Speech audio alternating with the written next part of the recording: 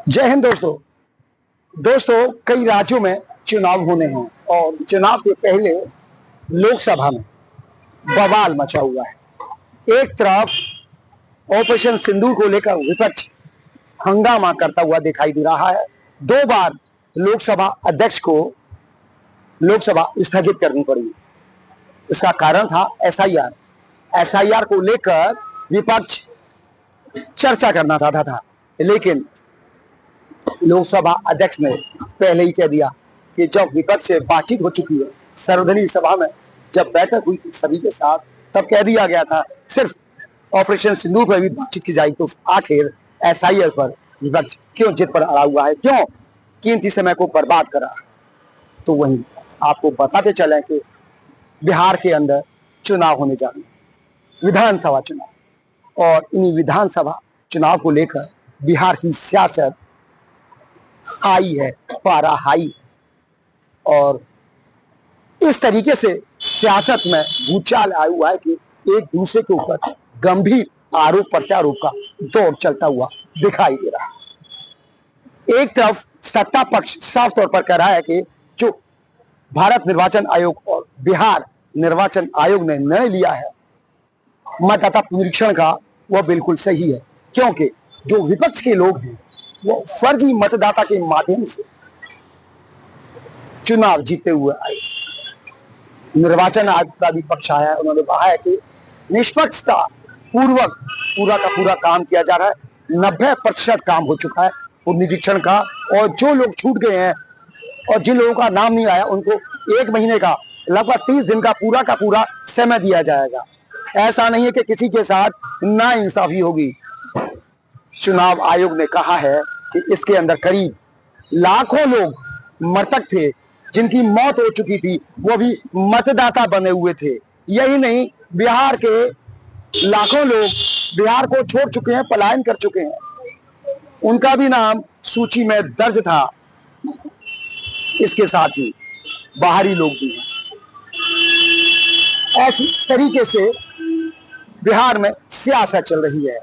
निर्वाचन आयोग साफ कर चुका है कि निष्पक्ष काम किया जा रहा है, बावजूद इसके विपक्ष इस बात को मानने से इनकार कर रहा है और वो साफ कह रहा है कि यह षड्यंत्र है। केंद्र और बिहार की एनडीए सरकार के इशारे पर इलेक्शन कमीशन काम कर रहा है। लेकिन जिस तरीके से विधानसभा चुनाव को लेकर सियासत गर्म है, विपक्ष एकजुटता के साथ एसआईआर के खिलाफ लामबद्ध हो रहा है। एसआईआर के खिलाफ पीआईएल भी दाखिल की जा चुकी है। सुप्रीम कोर्ट एक बार कह चुका है कि आखिर जब भारत निर्वाचन आयोग साफ कर चुका है कि किसी के साथ नाइंसाफी नहीं होगी, तो आखिर माजरा क्या है, क्यों विपक्ष आग बबूला है?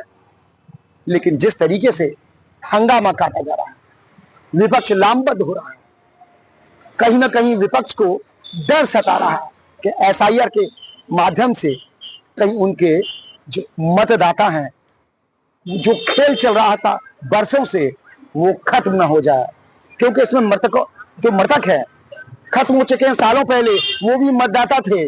जो यहाँ से पलायन कर चुके हैं वो भी इसमें मतदाता थे। इसके साथ ही जो विदेशी नागरिक हैं, रोहिंग्या मुसलमान हैं, बांग्लादेशी हैं, तमाम राष्ट्रों के अड़ोसी पड़ोसी जो हमारे भारत के हैं, उनके भी मतदाता इसमें शामिल थे। उन सबको आईना दिखा दिया गया, उनको मतदाता सूची से बाहर कर दिया गया। बस यही है सबसे बड़ी विवाद की जगह, माफ कीजिएगा, विवाद की वजह। अब देखना होगा जिस तरीके से विधानसभा चुनाव में सियासत गर्माती हुई दिखाई दे रही है। विधानसभा चुनाव को लेकर एक दूसरे के ऊपर कटाक्ष किए जा रहे हैं, गंदी गंदी भद्दी भद्दी गालियां दी जा रही हैं, और मैं आपको बता भी नहीं सकता, इस तरीके से एक दूसरे के ऊपर लांछन लगाए जा रहे हैं। आखिर ये कैसी राजनीति है देश के अंदर? जब उत्तर प्रदेश में चुनाव होता है तो यहां पर भी सपा, कांग्रेस और भाजपा के नेता एक दूसरे के ऊपर आरोप प्रत्यारोप लगाते हैं। वही दौर अब बिहार में चल रहा है। अन्य राज्यों में भी यही हाल रहता है। आखिर क्यों? आखिर चुनाव के दौरान ये सारी चीजें क्यों सामने आती हैं? आराम से मिलकर चुनाव क्यों संपन्न नहीं होते? आखिर जो ये चुनाव हो रहे हैं, इन चुनावों के दौरान ही ये सियासत क्यों दिखाई देती है? 4 साल तक सन्नाटा पसरा रहता है, जैसे ही चुनाव नजदीक आते हैं सत्ता पक्ष भी सक्रिय हो जाता है और विपक्ष भी आरोप प्रत्यारोप का रौब शुरू हो जाता है। लोक लुभावने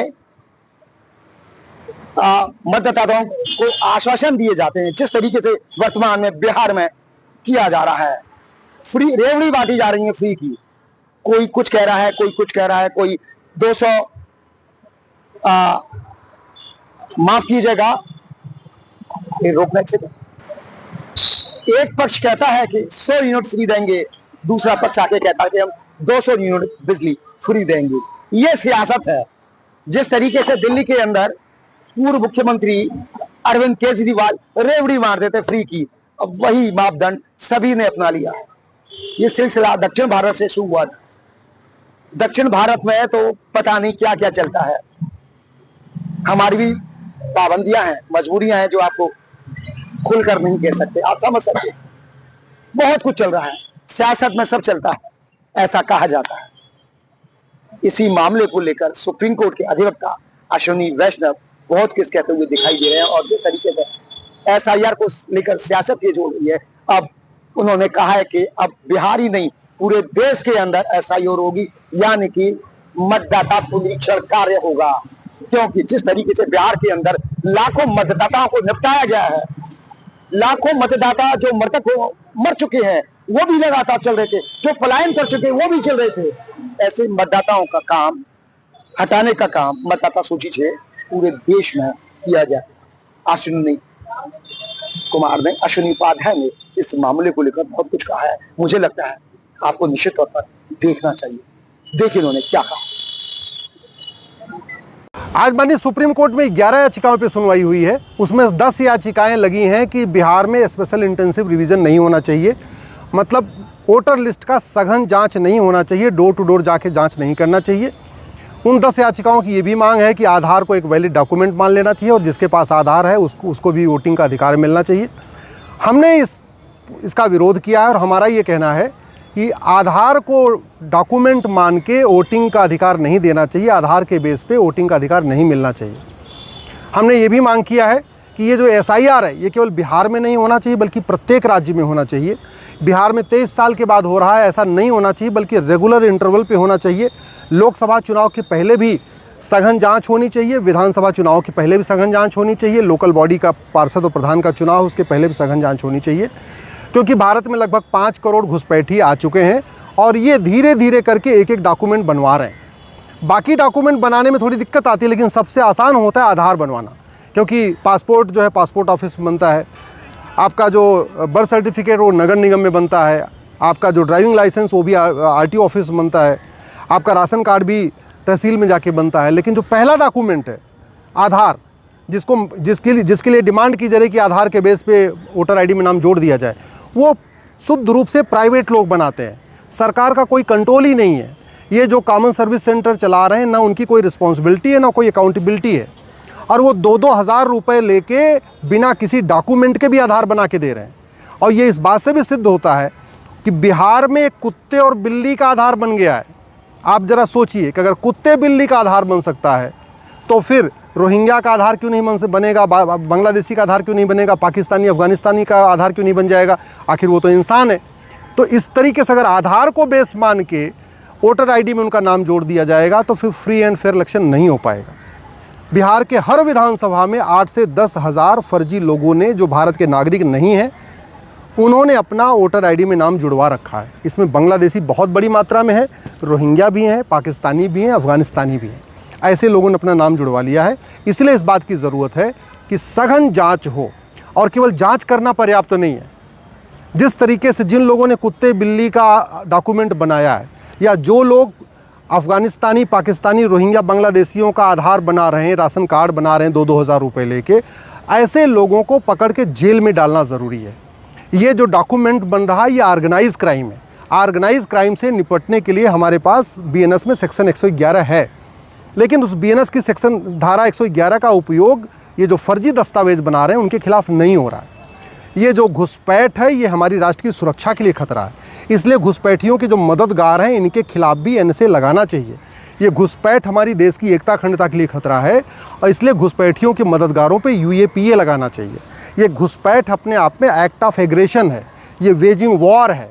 ये घुसपैठ हमारी राष्ट्र की एकता अखंडता के लिए खतरा है, हमारी संप्रभुता के लिए खतरा है। इसलिए जो बीएनएस की धारा 147 है और बीएनएस की धारा 152 है, ये भी ऐसे जो घुसपैठियों की मदद करते हैं इनके खिलाफ लगाना चाहिए। बिहार में बहुत बड़ी संख्या में कुछ पॉलिटिकल पार्टियों ने वोट बैंक को मजबूत करने के लिए, वोट लेने की खातिर घुसपैठियों का आधार भी बनवाया है, राशन कार्ड भी बनवाया है, बाकी दस्तावेज भी बनाए हैं। इसलिए हमने अपनी पीआईएल में मांग किया है कि सभी राज्य सरकारें जो लोग जिनका दस्तावेज फर्जी है, जिसको इलेक्शन कमीशन डिक्लेयर कर दे ये फर्जी दस्तावेज है, उसको ऐसे नहीं छोड़ना चाहिए बल्कि उनके खिलाफ एफआईआर करके उनको जेल में डालना चाहिए। अगली सुनवाई फिर होगी, कल होगी। और मैं आज मांग की गई थी कि नहीं, जो एसआईआर चल रहा है इसको रोक लगा दिया जाए। माननीय सुप्रीम कोर्ट ने उस पर रोक लगाने से इनकार कर दिया है। फिर मांग किया गया कि जो अब तक ड्राफ्ट बना है उसको ड्राफ्ट को पब्लिश करने से रोक लगा दिया जाए। माननीय सुप्रीम कोर्ट ने उस पर भी रोक लगाने से इनकार कर दिया है। तो जो इलेक्शन कमीशन का काम है एज इट इज चलता रहेगा, उस पर माननीय सुप्रीम कोर्ट ने कोई रोक नहीं लगाई है और फिर अगली सुनवाई इसके ऊपर कल होगी।